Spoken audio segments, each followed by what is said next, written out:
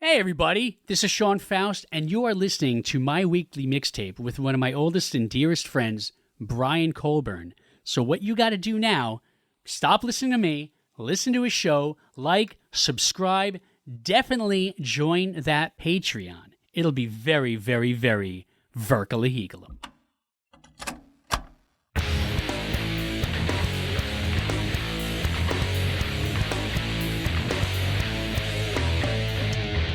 Welcome to My Weekly Mixtape, a podcast that takes the classic mixtape approach to building a modern playlist. I'm your host, Brian Colburn. Joining me for tonight's collaboration is good friend and fellow musician, Sean Faust. Sean, thank you so much for joining me on the show. You know, Brian, you're welcome for having me on your show. I hope that you're feeling the grace of my presence, knowing that Sean Faust took time out of his day to be here with you. Brian? Hey, Brian, are you there? Brian? We're doing my weekly mixtape today, bro. Yes, we are. But seriously, thanks for having me on, man. Thank you so much for having me on. I've been, addicted to your show, so, every time it comes out, I'm like, all right, hey, put me in one of those isolation rooms to clean so I can listen to this podcast. So the cats are getting used to your voice as well. And I'm just loving it. I love this show. So honestly, thank you for having me on and gracing me with your presence, because we haven't really talked in a while anyway. So this is pretty awesome to do. Seriously, it feels like forever. Well, I'm really excited. And I'm going to start by asking you the same question I ask everybody, and being you listen to the show, I know you know what's about to come, but Sean, what does the word mixtape mean to you? My good friend Brian started a podcast called My Weekly Mixtape, and I never heard of mixtapes until Brian started this show, and I thought it was, wow, that's a pretty cool idea. So what I did was I headed over to the local drugstore. I won't say its name because apparently it's anti-woman now, and I'm not pro that drugstore anymore. But I bought some TDK D90 cassettes, and I've got them ready to go. And they're Type 2, by the way. So Type 2, that was with Chrome. And you always wanted to record on Type 2 because you got a better sound out of it. Not that I know anything about cassettes. I'm talking out of my butt here. But I used to make mixtapes. Oh, my God. After I saw Dream Theater for the first time, of course I'm going to mention them, right? I'm Sean Faust. I must have made, I had about 10 90-minute cassettes of different set lists that I would love to hear from them because, at the time, it was Images and Words, Awake, Change the Seasons, and When Dream and Day Unite. So, I must have made 10 mixtapes just at Dream Theater, but I did it with Pink Floyd one time, analog. Let me blow your mind with this. Breathe, I cut out time, went right to the Breathe reprise. It felt seamless. So when they did it in 2005, I was like, oh my God, did you guys get a copy of my Pink Floyd mixtape? That's phenomenal. So I used to do stuff like hard rock I was into, or I would just put a cassette in, and it's a cheap mixtape because what I would do is I would hit record on 1480 Z-Rock. Oh, yeah. And just let that go. And that's how I got turned on to so much cool stuff around 90, 91. So I'm really looking forward to making a mixtape with you based on some of the music that we were listening to around that age. Oh, God, yeah. A lot of the songs that I have on my list for tonight came from discovering these bands on 1480 Z-Rock, and to a certain extent, 89.5 WSOU. Those were a little bit heavier than some of the bands we're going to talk about tonight. Yeah. But there was some overlap every now and then, but a lot of the stuff, 1480 Z-Rock was my station. And the songs we are going to be curating tonight all center around power ballads. And for the sake of tonight's show, we did not tie this episode to a decade because there were a ton of amazing power ballads that came out in the early 90s that would musically fall under the quote-unquote 80s hard rock power ballad. But because 90, 91, and 92, these bands were still part of the active rotation, they would have been cut out of an 80s power ballad playlist. But for the sake of an argument, you know the songs we're talking about. Those are a slow rock song with a strong, emotional vocal delivery and typically a grandiose production. That was the Oxford Languages definition of a power ballad. So, Sean, taking the dictionary out of the equation, Yes, let's please do that. what were you looking for in the power ballads that you brought to the table this evening? I mean, it's pretty much, let's ignore that dictionary and just go for like when we heard power ballads when we were kids. The first thing that came out of our pockets were our cigarette lighters. Yes. And just, put them in the air. Like, it's just a mellow togetherness kind of thing where, like, even bands got hip to the whole power ballad thing where, like, they would start songs off slow just to, like, kick it into rock and roll. Like, the first thing that comes to mind is Come Undone from the first Damn Yankees album. Mm-hmm. Or Just for the Record, Let's Get the Story Straight. Uncle Tom's Cabin. Did the same That thing. was the one I was going to go for. So, like, here's this acoustic or piano slow intro, and then, like, bam, rocker song, because they wanted to get people listening to the tune. And power ballads were the thing for the longest time. So I just think, like, some mellow, and then bam, big power coming in at you. I'd start naming song titles, but then I'd be screwing up our tape. Well, let's get down to business then. Tonight, as I mentioned earlier, Sean and I will be curating the Ultimate Power Ballads mixtape, and we'll use the old cassette deck approach, meaning our mixtape will be broken up into two sides, Side A and Side B. Sean, as the special guest, will begin Side A with his first song choice, and then I'll add a song that I feel best follows up his choice. We'll then flip-flop choosing songs until we've mapped out 10 songs for Side A. We'll then give our mixtape a proverbial flip, and we'll map out Side B, only this time I'll kick the side off, and Sean will choose second. Our overall goal for the episode is to craft the best Power Ballads mixtape possible through only 20 songs. At the end of the show, you could take our conversation to the next level by visiting the Power Ballads page at myweeklymixtape.com to give our final mixtape a listen via the embedded playlist. Finally, if you like what you're hearing on the show, please consider becoming a Patreon mixtaper at patreon.com/myweeklymixtape. And I'd like to welcome this week's newest Patreon mixtaper, David Owens. David, thank you so much for supporting the show and being a part of the Mixtaper family.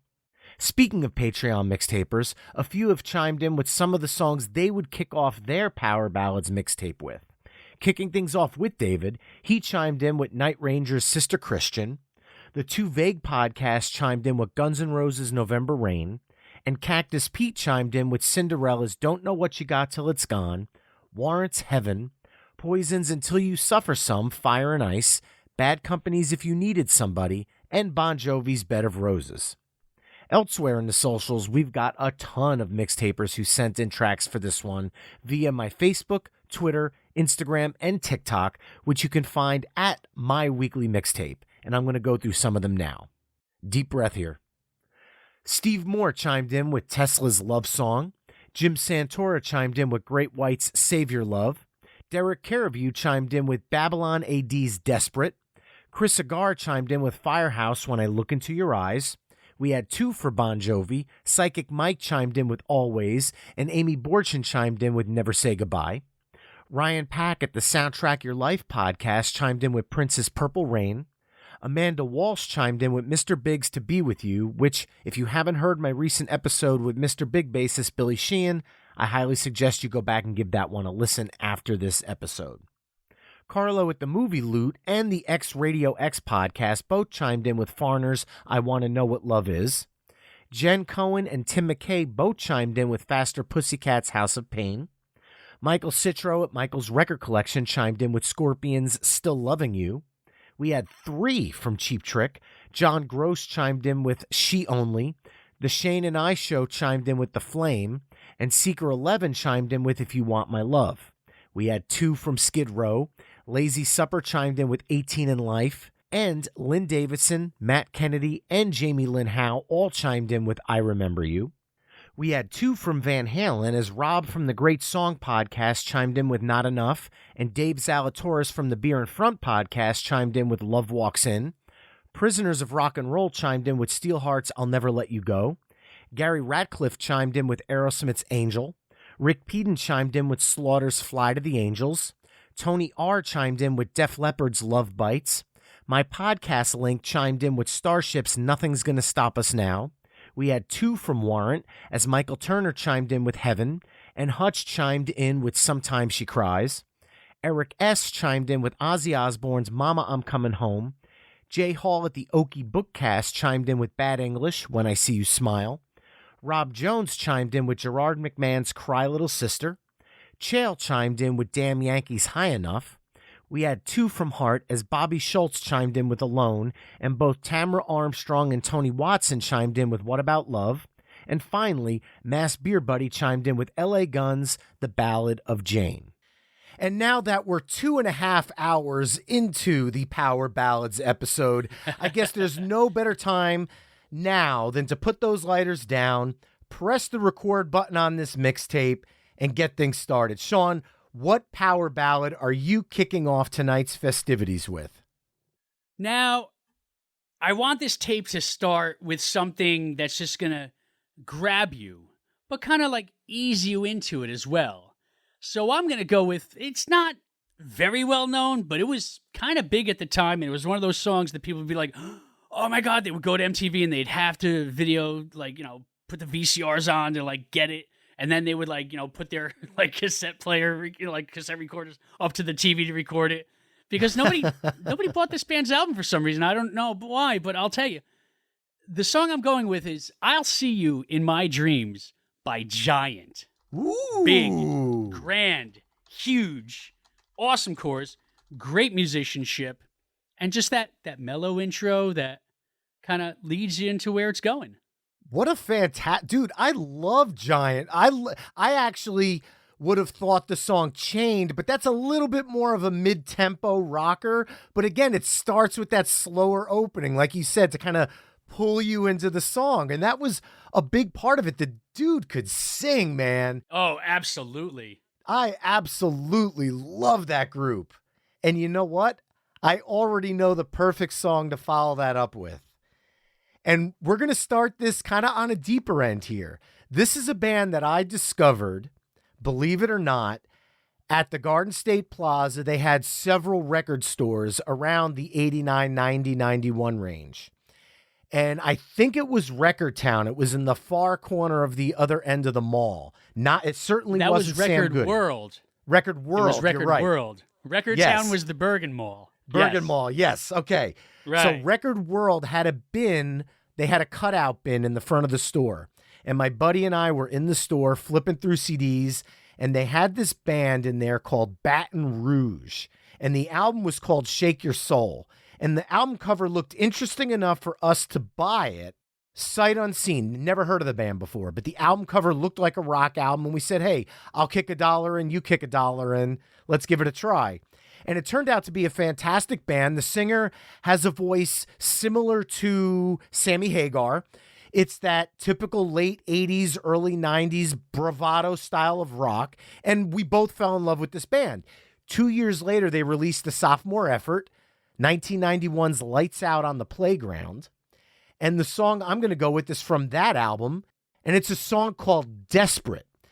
Might sound familiar right now because at the beginning of the show, Derek Careview chimed in with a song from 1989, Babylon AD, Desperate. It's the same song. So I want to give a second shout out to Derek because I love the track, but because of the connection I have with the band Baton Rouge and those memories I have, I had to go with their version instead. It is that grandiose, there's not a lot of vocal harmonies in the chorus, but the whole band sings the chorus. So it gives you that feeling of just that sing-along type song. And it's just a fantastic power ballad. So following you up, Baton Rouge, Desperate. I mean, Brian, leave it to you to choose the cover song, right? Even back in 1990, I'll be perfectly honest though. In 1991, I had no idea it was a cover song. It wasn't until about 2 or 3 years later when my buddy gave me Babylon AD on cassette, and he goes, you got to check these guys out. And I started, because I knew the one single they had, and I listened to the whole tape, and I went, wait a minute, what the hell are they doing Desperate for? And I would open up the J cards and realized the song that I had liked already for a few years was a cover. So I guess it was already in my DNA. You didn't know just the 30 seconds of The Kid Goes Wild from RoboCop 2? Well, there you go. From the arcade? Come on, man. Come on. Well, I got to say, you're saying covers. Yeah, we're getting in the cover zone. And I think I'm going to steal a band from you. Uh-oh. Because for me, I spent 11 years of my life playing covers of this band. The band, of course, being Bon Jovi. And you cannot have a power ballad mixtape without some Bon Jovi. Am I right? Of course. Yes. I mean, come on. You and I are from New Jersey. I spent, like I said, 11 years of my life playing these songs. You'd think I'd never want to hear them again, but let me tell you something, man. I'm going to make a power ballad mixtape. The choices from Bon Jovi are crazy. Like, how many power ballads do they have? For a while there, they were almost the power ballad band. But when I think of them, I swear to God, I already screwed up the lyric. But anyway, I'm going to go with Bon Jovi's I'll Be There For You from the 1989 New Jersey album. It's a perfect power ballad. I could not agree more. It is my favorite Bon Jovi power ballad. It was on my list.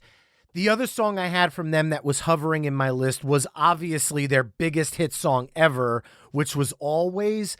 But if I'm being honest with myself, I'll Be There For You is just a better song. I love the minor chord progression in the opening.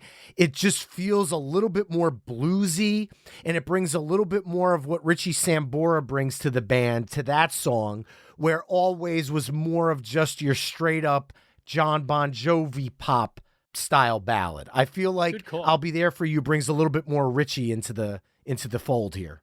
It's also from New Jersey, which is arguably their best album. Yeah, I would have to agree with that. But now coming out of that, you can go a lot of different directions. And I think I'm going to go with something that is another band that was massive in the 80s. They were massive in the 90s. They were massive in the 2000s. They were massive in the 2010s. They're massive now in the 2020s. And they were massive in the 1970s. So this is a band that's had 50 years of longevity. But this was the time in their career where they stripped off the makeup. And I'm talking about Kiss.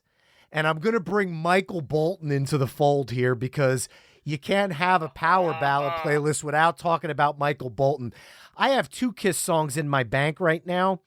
I kind of was debating I Still Love You from 1982's Creatures in the Night. But I feel like when you're talking power ballads, you have to go with 1989's Hot in the Shade, and you have to go with Forever. It's forever. I love that song. What a choice. I mean, let's be honest. I think that is one of Paul Stanley's best ever vocal performances. Oh, my God, it is yes. Absolutely fantastic. Absolutely. My God. And, a lot of people, and I know a lot of Kiss fans right now are probably like, I know. Did he just mention Hot in the Shade? Well, folks, yes, he did. He just mentioned Hot in the Shade, but he also mentioned Forever, a great song. And if you don't like Forever, you're just not a fan of music. No, I'm not going to be that guy. I'm just kidding. But seriously, I understand in the Kiss lexicon where this album would be an outlier, where especially this song being an outlier. However, in this mixtape of power ballads, it's a perfect fit, especially coming out of Bon Jovi, because those are 2 songs where everybody knows word for word. Because the first 2 songs we did, let's just be honest here, Giant and Baton Rouge are not household names. Right. So you and I looked like we were being the music snobs. So what I was trying to do was counterbalance that with 2 songs where everybody knows. So that way it's not just a whole 90 minutes of you and I rattling off bands where everybody's going, who? Because at the end of the day, power ballads are the ones that everybody in the room knows. Yes. So. Absolutely. And then you say Forever, and I think Forever, and there's a song from that era that has always kind of reminded me of Forever, but I'm going to say this, and I know, like, Kiss fans that hate Hot in the Shade are going to hate me for saying this anyway, but this song I'm thinking of, I like it. I love it. It's actually one of my top, favorite power ballads ever, and it kind of has the same flow, so, if I'm coming at it Forever by Kiss, I kind of want to keep it at that same vibe. You know what I'm saying, Brian? And I want to go with another band. I think they're still around today. Big in the 70s, huge in the 70s. But their big 80s power ballad is The Flame by Cheap Trick. One of my favorite songs ever. I think I might have stolen this from you, just judging by the reaction on your face. Of course you did, man. This song was 1988. Lap of Luxury. I mean, I know they did the Don't Be Cruel cover on the same album, which I had the 45 of. And when this song came out, you could not put on any New York radio station, Z100, 95.5, even the classic rock station at the time, which was 92.3, was classic rock, 102.7. They all played it. This song crossed rock radio, pop radio, and you couldn't escape it. You could not escape it. And it is an amazing song. So now coming out of that, I want to kind of do something that might be considered a little bit of a deeper cut. It's not an artist that people will automatically think of when you think power ballads. I want to bring a female into the list now because we had some great female power ballads. But this is not the one that everybody's going to go to. It was a hit song, and Desmond Child wrote it, so you know damn well when Desmond Child had his name on something in the 80s. It had a key change at the end for the chorus? It most certainly did. Okay. And I am going to go off of 1988's Up Your Alley, and I'm going to go with Joan Jett, Little Liar. Ooh. It was a hit, but it's not like she doesn't play. I'm not holding my nose saying ooh. No, she doesn't even play it in concert anymore, but it's such an amazing... Her gruff voice was so powerful against that Desmond Child backdrop. Yeah. It almost on paper doesn't sound like it's going to work. But the song, even when I was a kid, it was my favorite. I like that song more than I Hate Myself for Loving You, which was the massive hit from the album. Dude, I'm finding myself in a place here where I don't know how I'm going to follow this. So I'm thinking, while we're on great female vocalists, why don't we stay there for a bit? And I'm thinking, not rock, not hard rock, not quite pop, but pop. And this is a band that got their name from a Star Trek character. And I'm talking about T'Pau's Heart and Soul. Wow. Oh my God. I friggin' love it. That is such a perfect pop song to fit in this category, because that is not one that would make you automatically think Lighter in the Air power ballad. But when you get to that chorus, it's got all the workings of a perfect power ballad. It's got a little bit of that beat where it's, I'll tell you, I'll use the word, the verses of that song are sexy. Ooh. And I'm talking specifically about the vocal delivery during the verse here. But then you've got that chorus, which is big and bombastic, because you got to think about the way they're singing those verses in kind of the deeper octave. It's got a sexy vibe to it. But then when you hit the chorus, there's your power ballad. I will accept money now. Well, I am going to stay with where we are going on this. Cool. Because look, I'm liking this. We talk about this on this show all the time. We have our bank of songs. We're not just sitting here picking our 1, 2, 3, 4, 5. We're making this up as we go along. And now that you mentioned T'Pau, there's only one song that you can follow it up with. And this is going to make it a trifecta of female singers, but I think I know what it is. It's pop, but it rocks. I am shocked that to this day, Eminem is the only person that's tried to cover the song for hip hop. No rock band has ever turned this into a modern hard rock song, because it would be a perfect song for Hailstorm, a perfect song for The Pretty Reckless, a perfect song for Eva Under Fire. And I am going with 1989, the artist Martika, and the song Toy Soldiers. What a choice. It seems like I stole the flame from you and you stole Martika from me. Brian, I just want you to know it wasn't my intention to mislead you. I just didn't know how long you'd stay. What could I say? Oh. I just didn't see that coming up. How could I be so blind to music addiction? If we don't stop, I just might have to pee. Anyway. And the next one will be me at that point. Well, wow. The floor is yours now. Oh, my God. So we've got big, we've got bombastic. I'm going to keep it in this almost theatrical realm. And I'm going to go with something more. The band was kind of straight up metal for like their first few albums. And then their lead singer keyboard player saw Phantom of the Opera, and he told his co-writer Paul O'Neill, I kind of want to go into the more theatrical realm of things. And I believe the album came out in 1988. And same theatrical, big hugeness, but starts off little piano with the minor seconds, bing, bing, almost like Days of Our Lives-ish. And from the 1988 album Gutter Ballet, I'm going to go with When the Crowds Are Gone by Savatage. Wow. I love it. Now, Sean, we have a history with Savatage, me and you, because our bands played together in the late 90s, early 2000s all the time, and you guys covered Believe.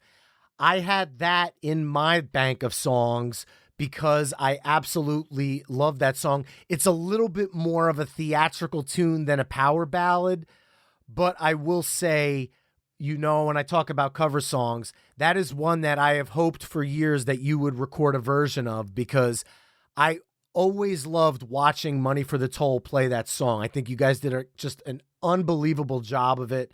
I absolutely love hearing you sing it. I love the original, but what a pick on this one. I love where you went with this. I feel it begins the trilogy because you've got When the Crowds Are Gone, and then you've got part of the chorus of that ends up in Believe, and then you get part of Believe ending up in Alone You Breathe, which also brings in some of When the Crowds Are Gone. So there's this nice trifecta that Savatage did over the course of 6 years that this is the one that started it all. Well, I have to end this very interesting side of power ballads here.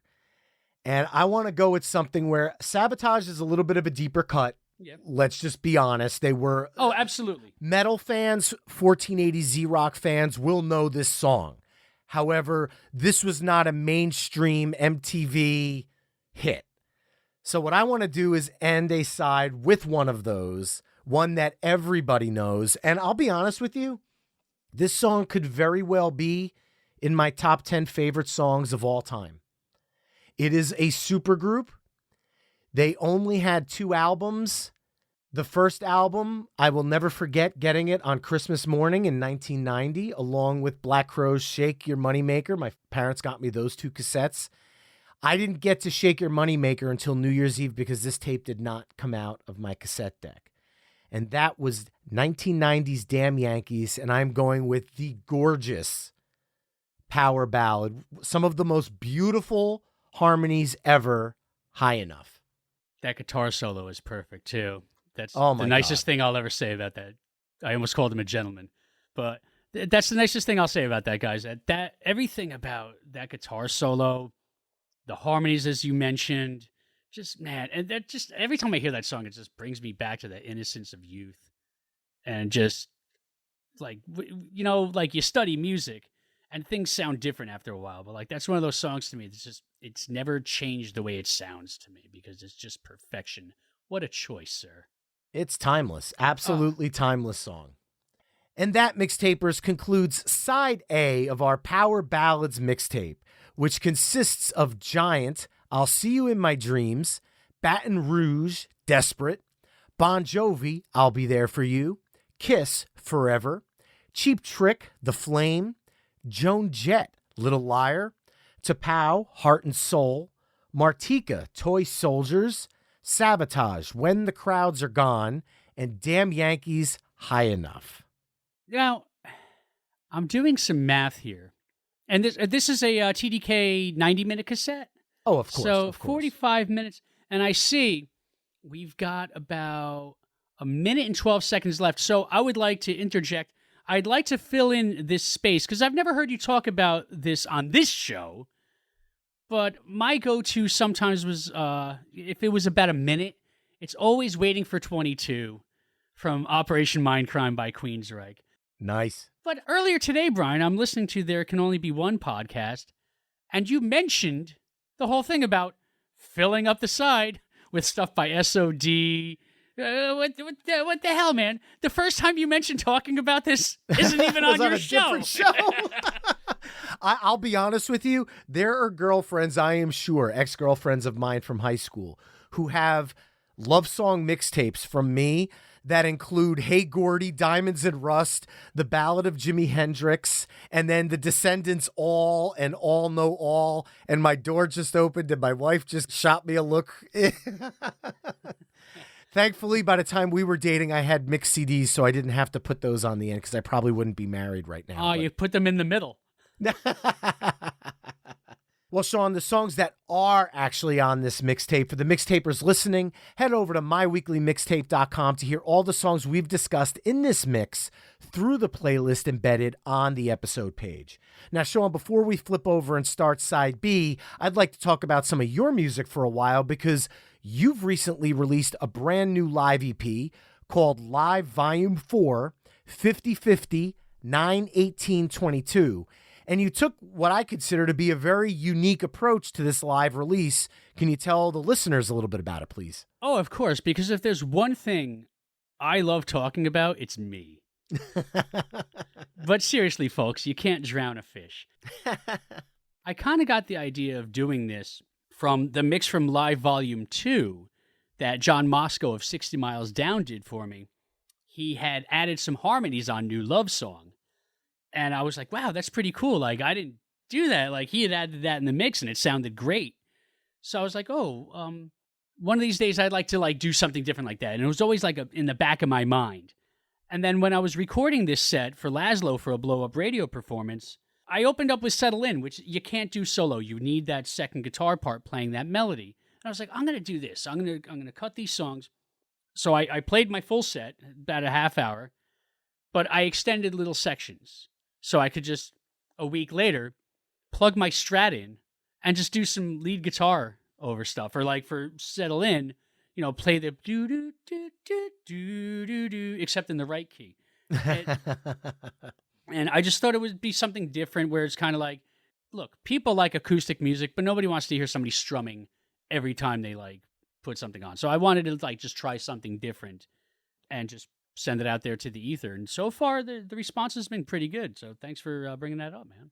Oh, of course, dude. You mentioned one of your songs that, to be honest, whenever we do get a studio version of it, New Love Song would have been a perfect song to include in this mix. But for the sake of power ballads, I went to a song from one of your earlier EPs that, with your permission, I'd like to play a small clip from. Sure.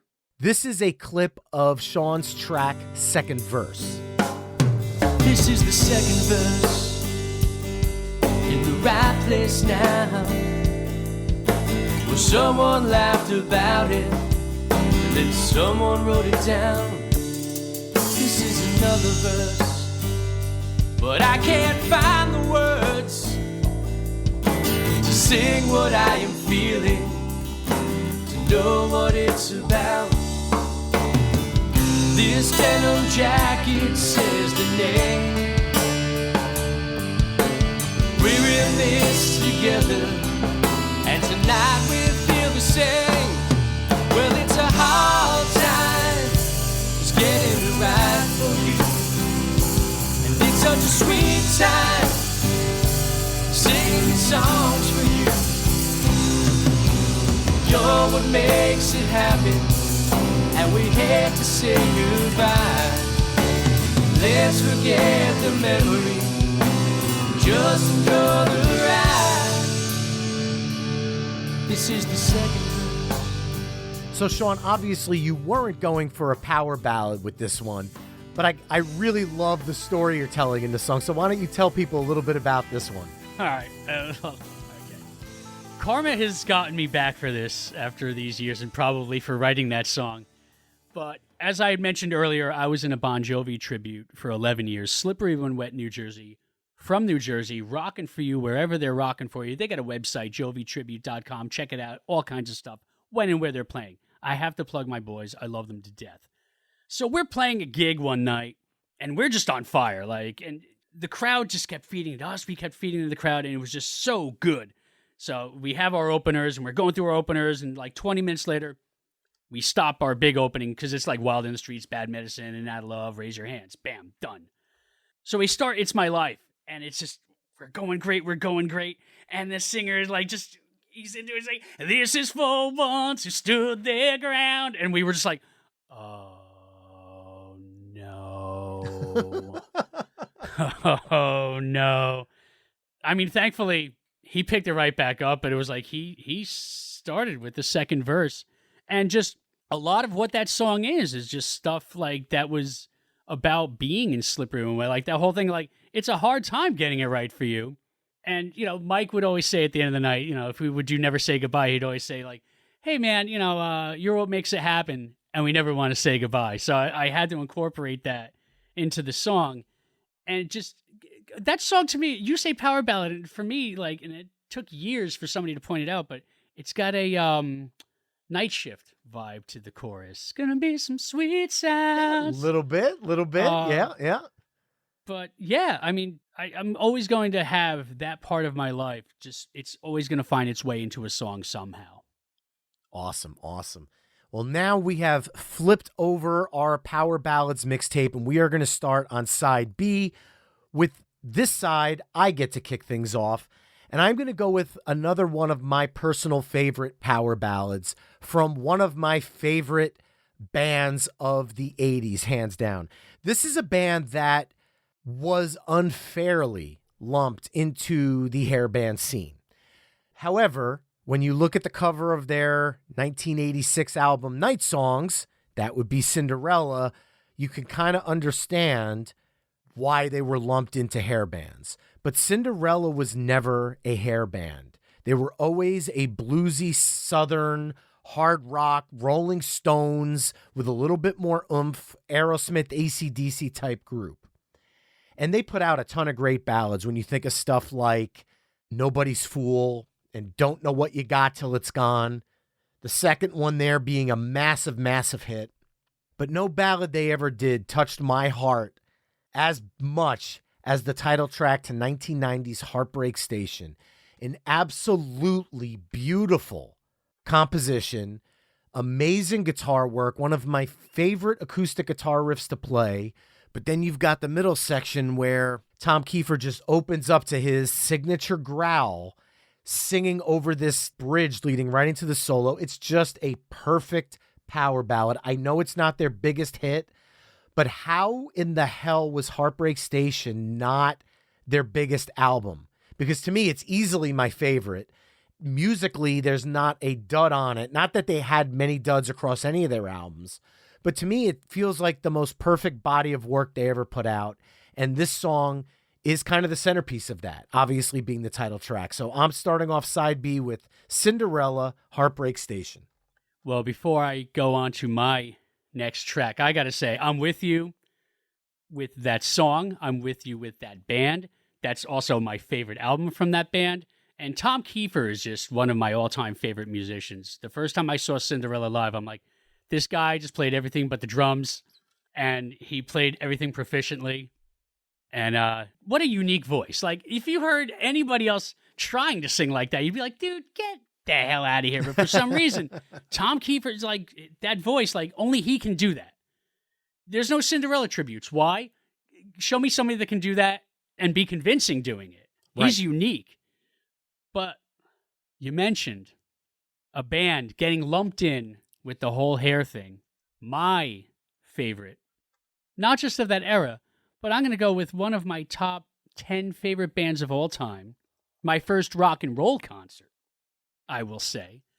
But I'm not going to go with Love Song by Tesla.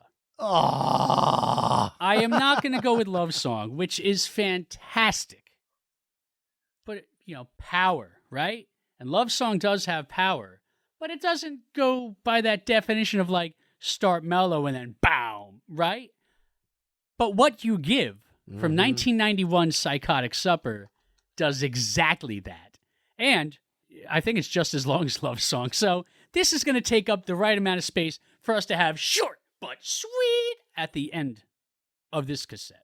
Absolutely love that song, man. I'm so glad there is no other band. Can you imagine a Tesla Cinderella tour? Dude, I would how be has at that every never show. happened? I would be at every show. I saw Cinderella open up for Poison. I'm like, that's awesome because Poison puts on a great show too. Yeah. But, I mean, Cinderella and Tesla together, I'd go to every show. How has that never been a thing? I don't know. Maybe they don't get along, and that's sad if that's the fact. But, I mean, Tom, Brian, guys, get together. Make this happen. I would be front row center for that. Oh, not one. you, Brian. I'm sorry. Brian Wheat. Sorry. Oh, well, if I could do something about it, I certainly will. Make it so. All right. You mentioned Poison. Let's just go to Poison now. Oh, okay. Because Poison. Power ballads. I mean, I've seen Cinderella and Poison several times on tour together. I saw Cheap Trick and Poison together. And there's always one song that Poison does that moves me to tears in every show. And it actually isn't Every Rose Has Its Thorn. I know that's the one that everybody's thinking of. But 1990's Flesh and Blood is my favorite Poison album. I actually went on Records Revisited to do an episode about this album. I think it is the band's finest hour, including, as much as I love Native Tongue with Richie Kotzen, I feel like Flesh and Blood gets the edge because CeCe's in that kind of transition, and CeCe is more of a part of Poison's history than Richie was. And the song Something to Believe In just tugs at my heartstrings. My father is a Vietnam veteran. This was a song that the first time he saw the video, he said, I'm not a big fan of a lot of the music you listen to, but this song is effing perfect. And this was one that when I would make him mixtapes of stuff to listen to when he'd be out working, I would always include like the songs he wants and then stuff that I knew that he liked of mine. And this was one that I always put on there. He still loves it to this day. Last time I saw Poison with Cheap Trick in, I want to say it was 2018, they did this song. I recorded the whole thing for my father, and Bret Michaels had brought out a bunch of veterans onto the stage. Oh, the man. That's awesome. And it was just like, I'm getting literally the hair on my arms are standing up just telling this story. And I showed it to my father the next day, and he said, just unbelievable. And this song doesn't really tug at your heartstrings like a love song, but nowhere in that Oxford definition did it say the lyrics had to be about love. And Something to Believe In is about losing somebody important to you and kind of dealing with that. And it's a beautiful, heartbreaking song. And you know what? It shows that Poison was much more than the glammy party band that everybody took them to be. This song was a mature, well thought out, beautiful composition. So Poison, Something to Believe In. Another thing that song is one that you stole from me. Oh, really? You had that too? You stole that. Oh, yeah, absolutely. That's my favorite Poison tune. I used to perform that live when I was doing an acoustic duo with Ronnie, he's currently now the bass player in Bonfire. So he was in Slippery When Wet. We did an acoustic duo. Now he's out touring Europe with Bonfire. And since I'm going to mention Ronnie, I'm going to go a little deep for my next choice, because this is a CD I got when I was in like a mall rat hanging out at the Garden State Plaza back, like everybody wearing denim jackets with patches on them, smoking cigarettes by the food court, which is not really there anymore. But this band Cleavage, everybody was handing out their CDs and stuff like that. And the song is available still to this day, but the first song I ever heard from Cleavage was on what they called the demo. And it's Not Goodbye Forever. Awesome ballad. It's out there. It's been re-released, I think, in 2013, the album was re-released. But Ronnie was the guitar player of said band. And the bass player of said band is none other than Mike, the singer from Slippery When Wet, who I had mentioned earlier, talking about my song's second verse, and just talking about Bon Jovi. When I think about Bon Jovi, I think about Mike and Ronnie a lot. And It's Not Goodbye Forever is just that perfect power ballad. And those guys were like right there, man. And everybody in this North Jersey area definitely knew the Cleavage album. So that's my next choice. Wow. You've got me set up here to go really deep as well. And I think I'm going to take that. This is where I think you and I are going to lose a lot of the outside of New Jersey listeners. But there was a band that one of my friends growing up, his cousin was in this group. And this group was set to do some very, very big things. And their lead singer was a guy, Tommy Lee, not the Tommy Lee from Motley Crue, but they were a band called Sittin' Pretty. And they were getting very, very popular in the New Jersey, New York, Brooklyn metal scene. And unfortunately, the lead singer died in a car accident. But they had a power ballad on their album called China Died that was so perfect for the New Jersey hard rock metal scene. This is kind of where 89.5 WSOU comes into play. They got some play on there. I know 1480 Z-Rock played these guys. They just never had that chance. And the song is obviously up on Spotify. So when I make a mixtape for people, I always like to kind of throw songs in where, as they're singing along with the ones they're oh so familiar with, they get some new songs that maybe they could take something away. So I'm hoping that China Died is something that listeners tonight take away and rediscover a band that I loved so much growing up, and that was Sittin' Pretty. That's awesome, brother. That's very awesome. And it seems like side 2 is that weird side because we're in that mood. And, you know, I know when you made mixtapes, if you were just driving around, you make one for driving around. The first side was like, all right, my friends are going to have to deal with this. So, like, the first side is everything that, like, they would know mostly, for the most part. Not a lot of deep cuts. And the second side is where you really started getting deep. I'm going to stray away from that a bit. And I'm going to go with something. It's a song about being cheated on, but witnessing it. I'm just kidding. I'm not going deep. From the 1990 album Cherry Pie, I'm going to go with I Saw Red by Warrant. Ooh. Wow, you went with I Saw Red. You see, I had Warrant on my list, and it was not Heaven either. I went with the one that Hutch chimed in with, and Sometimes She Cries from 89's Dirty, Rotten, Filthy, Stinkin' Rich. But my God, I'll tell you right now, you take the song Cherry Pie off of the album Cherry Pie, and people view Warrant differently moving forward. Absolutely, because you've got Mr. Rainmaker, you've got Uncle Tom's Cabin, which the album was originally going to be called, was Uncle Tom's Cabin. And if Uncle Tom's Cabin started the album, people take Warrant more seriously as a band. But instead, the label pushed them. He probably wrote the song while he was on the toilet. On a pizza box. 24 hours later, and then they bring in CeCe DeVille. It was literally a label contrived, but it became what the band was known for. And I think that's a shame because they're much better than the Cherry Pie Band. And now you say Sometimes She Cries, and I'm kind of like, oh, I want to change my answer. But I'm not going to. I'm going to stand my ground with I Saw Red. All right. And I'm going to stick with the New Jersey love we've been kind of throwing around in this mix. And I'm going to go with another one that huge hit. Everybody knows it. Everybody loves it. And it is probably another one of my top favorite power ballads. I'm just scrolling through my list, starting to get upset because there's at least a dozen bands there's no way in hell we're going to get to tonight. Yeah. And I can already feel the emails coming in. How the hell can you do a power ballads playlist and not include?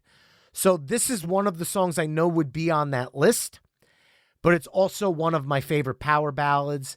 The Ataris do an amazing punk rock cover of it. And I'm going from 1989 Skid Row, I Remember You. New Jersey and Canada uniting to give us Skid Row. I could have went with 18 in Life as well because that was a power ballad. However, with the theme of some of the lyrics of the songs that are on like side 2, like Heartbreak Station, What You Give, I know Something to Believe in. I mean, I could have probably went with either or, but I think I Remember You. I'm trying to kind of steer the ending of this playlist a little bit towards kind of the big finale. And I think I Remember You takes us there a little better. Yeah, but I don't think I'm going to be the guy to give you the big finale of something that everybody knows. I'm Captain Deep Cuts. And it's not because I think, oh, that's the popular song. People need to know the deeper cuts from these bands. It's not that. It's just that I've heard the popular song so many times that I appreciate the deeper cuts more. How many songs do I have left? 2, right? You have 2 songs left, and I've got 1. We just did 18. I'm sorry. We just did, It's harder than it looks, isn't it? It is. All right. So I got to follow Skid Row. And that's probably the biggest power ballad ever, I think. It's one of the top 5 biggest power ballads ever, I would assume, right? Mm-hmm. I'm going to go with another one that I know is huge. And it's from my favorite era of the band because they started out as kind of a Led Zeppelin meets Fleetwood Mac. And in the 80s, they became something just so big and grand. And I have to go from the album Bad Animals. I'm going to go with Alone by Heart. Yes. Okay, well, thank you, because that was going to be my track 9. Obviously, It's my love of cover songs. This song is so good. It's a cover song, and when people go back and listen to the original, they immediately realize how iconic Heart made it. Ann Wilson's voice on this song is one of the greatest vocal performances in a rock song ever. Bar none. And there's a reason why every American Idol hopeful sings this damn song to a not so good effect. Yeah, I mean, it's not the easiest tune to sing. I know for a fact I can't sing it, nor would I ever try. But man, even everything about that song. And you got to give Nancy her due as well, because the guitar work on that is beautiful as well. It's gorgeous. It's absolutely. Yeah. And then you take it into the 90s and you strip it down to the acoustic version from The Road Home with John Paul Jones on bass. And it goes from this grandiose power ballad to this delicate, gorgeous song. The harmonies. It's the harmonies. My God. It's just, I could have used either version, but power comes from the studio version. Yeah. I am torn, though, because that would have been Torn easy. is technically a power ballad. Yeah, true. Yes. Okay. I have 2 songs that I would like to have in this spot now because you chose Heart. My decision, had you not chosen Heart, was easy because Heart was going to be track 9. Now you've chosen that, and I am torn between 2 songs that we need to follow up Alone with. So they need to be massive power ballads. And I have 2, and I'm completely undecided. All right, I'm going to go with one that is a re-recording of a hit. The original was a hit. The re-recording was a hit. They both charted. And the version I'm going from is off of 1991's Decade of Decadence. Oh, all right. And I'm going to go with Motley Crue's Home Sweet Home 91, where Tommy Lee's playing on the grand piano. It kind of strips away a little bit of the 80s sheen that the Theater of Pain version has. And it is a true hard rock power ballad. And I feel like it was Motley Crue's best version of it, bar none. But it was really hard for me to choose between that and another song. But I'm not going to say what that one was because you might even have it for your closing song of the night. But Home Sweet Home 91, I know you're a fan of Motley Crue. Be curious where you think this one fits compared to the original on Theater of Pain. I like both versions a lot. And while I like where you're going with your choice, the original it's the original, and I'm going to go with the original. So like a band covers themselves, it's a cover song, so you automatically choose it. Is that what's happening here, Brian? Not at all. It's because, believe it or not, I just love the grand piano sound. No, I got you. Of the opening versus the keyboard. I feel like the grand piano sounds, it's more timeless to me than the original, which does take me right to 1985. And I'm nitpicking here because both versions are great, but to me, 91's version just feels still a little bit more modern in 2023 versus the 80s keyboard of the original on Theater. Fair enough. No, that's fair enough. But now you have the hardest decision of them all, sir. I really do, because I'm sitting here thinking of all these songs like deep cuts like Only My Heart Talkin' by Alice Cooper that also has Steven Tyler on it. I mean, I like Dream Theater. Another Day falls into that power ballad. Winger, Miles Away. These are songs that, man, right? But I'm going to end this tape with a song from a movie, from a sequel, not from a hair band, from a guy who, when he joined his band, changed the sound of them. Then he went solo, and I'm going to go with one that is so glorious, little hint for you there, that I have to go with Peter Cetera's Glory of Love. That's a huge, huge song. And it ticks every single box. And I was like thinking to myself, man, you don't have anything for movies yet. And you love movie soundtracks. Yes, I do. Glory of Love. Gomez is standing up, slow clapping that choice. The Karate Kid 2. What a great pick. Peter Cetera had so many, even Chicago had power ballads with Look Away. And he was like kind of one of those guys where Kenny Loggins also had Meet Me Halfway that could have very easily fit this too. I need to change my answer now because that's one of my favorite songs ever. In a lifetime. Yeah, I guess. Oh, wow. I will, Sean, we make up the rules here on My Weekly Mixtape. I will give you the choice. You put the Glory of Love in. People are probably cheering for that, but then Kenny Loggins got brought into the mix. I will allow you a mulligan to cross it off and Meet Me Halfway for the close. Let me think about this, though. Am I going to go with drum technique to defend yourself? Or am I going to turn my hat backwards and become a completely different guy?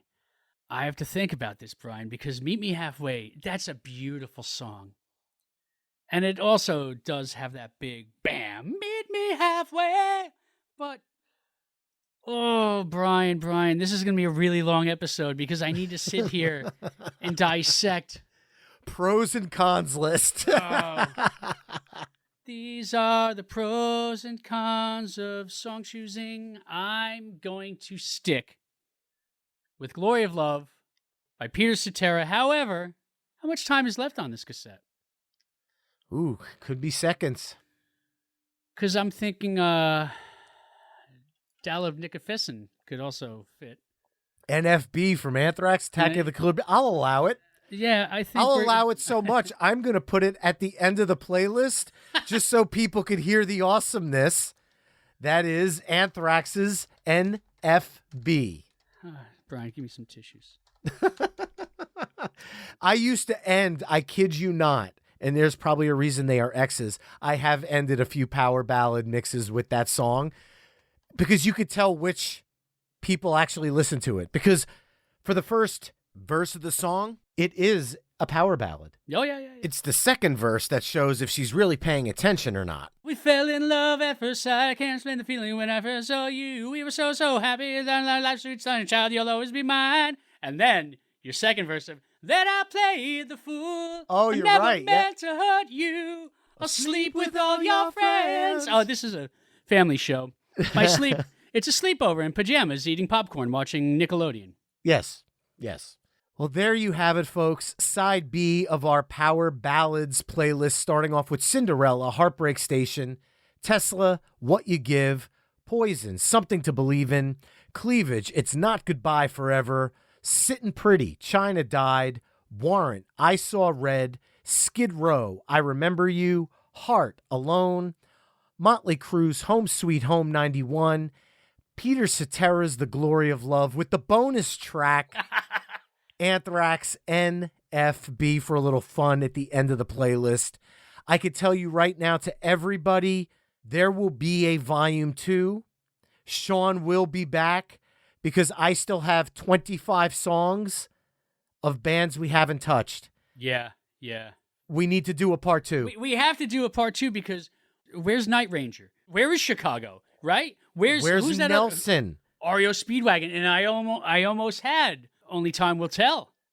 Aerosmith, Def Leppard, right? Faster Pussycat, Guns N' Roses. Part 2 of Power Ballads will be coming your way this fall. Mark my words, we will make it happen. However, to hear about the songs we've talked about on tonight's episode, head over to myweeklymixtape.com, visit the Power Ballads page, and listen to all of the songs we discussed in this mix through the embedded playlist. Sean Faust, I know you're working on some stuff, so what does the rest of 2023 have in store for you? Is there any new music on the horizon? And then most importantly, where can people connect with you to hear your music? There is plenty of new music on the horizon, Brian. I'm working on a full-length studio album. I'm also re-recording my original demo from 1995 because I kind of want to give that... I like recording. I like layering. It's your Home Sweet Home 91, isn't it? It kind of is, except for songs that nobody's heard and probably still won't, except for Mountains. But I'm looking at re-recording that, which is also an original recording of Believe before Money for the Toll, even though I was calling myself as a solo artist Money for the Toll. So I'm going to be re-recording that. I'm just going to do some more live stuff. But I can be found at SeanFaustMusic.com or wherever else you might want to find me and buy my music. And I will suggest if you are going to purchase it, Bandcamp.com. They do the monthly Bandcamp Fridays. I don't want to tell people to wait to purchase your music. However, as a musician who does this full time, I would rather see you get the lion's share of it. So when there is Bandcamp Friday, support Sean's music then, because Sean gets a bigger cut from the proceeds of that song, which helps him create more new music. This is true, and if you're going to go to Bandcamp, only use it for purchasing. Streaming does nothing. I don't even get a fraction of a penny, so please purchase there. Stream elsewhere. Sean Faust, 20-something year friendship. It's always great to have you on.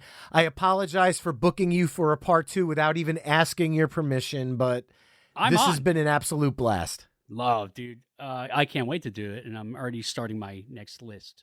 All right, as always, mixtapers, remember you can find My Weekly Mixtape on Facebook, Twitter, Instagram, and TikTok at My Weekly Mixtape. You can also head to myweeklymixtape.com to check out the full catalog of My Weekly Mixtape episodes. If you want to support the show, please consider becoming a Patreon mixtaper at patreon.com/My Weekly Mixtape. That's all for this week. Thanks again for listening, and until next time, enjoy the tunes.